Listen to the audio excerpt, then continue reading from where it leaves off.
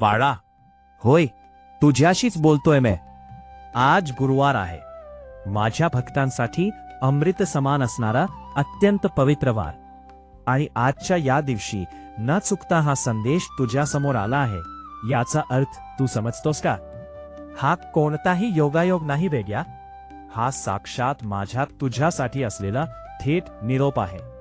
अय, तू गेल्या काही दिवसांपासून ज्या प्रचंड मानसिक त्रासातून जात आहेस, रात्री गाढ झोप सोडून ज्या विवंचनेत तू अश्रू गाळत आहेस, ते सगळं मला ठाऊक आहे. तू विचार करतोस ना की मी एवढी स्वामी भक्ती करतो, रोज नामस्मरण करतो, तरीही माझ्याच नशिबात एवढी दुःख का, माझ्याच वाटेला एवढी संकट का?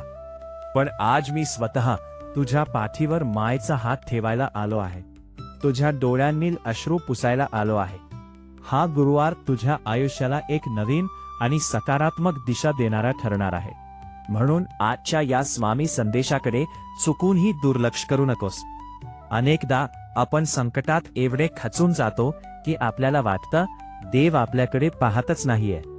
आपल्यावर आलेल्या आर्थिक अडचणी, घरातली भांडणं, नोकरी व्यवसायातील अपयश किंवा आजारपण पाहून आपण हताश होतो. आपल्याला वाटतं की आता सगळे रस्ते बंद झाले आहेत. पण बाळा, जेव्हा तू खोलीत एकटा बसून रडत असतोस, जेव्हा जगाचे टोमणे ऐकून तुझं मन आतून 100 वेळा तुटत असतं, जेव्हा तुला वाटत की आता या जगात आपलं कोणीच उरलेलं नाही, तेव्हा तुझ्या पाठीशी अदृश्य रूपाने मीच उभा असतो. जगाला तुझे अश्रू दिसतात, पण त्या अश्रूमागचा दुष्ख फक्त मलाच समजातं.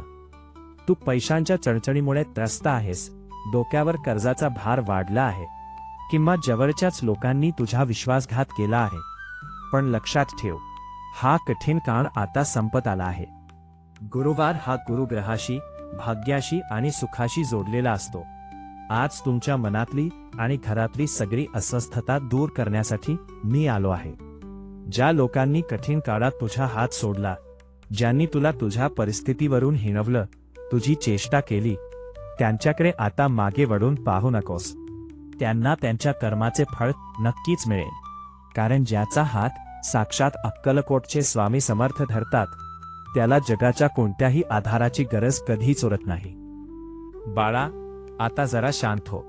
स्वतःचे सगळे नकारात्मक विचार, सगळ्या चिंता बाजूला ठेव आणि माझे हे शब्द तुझ्या काळजात कायमचे साठवून ठेव. लोकांनी तुला नकारलं म्हणून तू स्वतःला कमी का लेखतोस?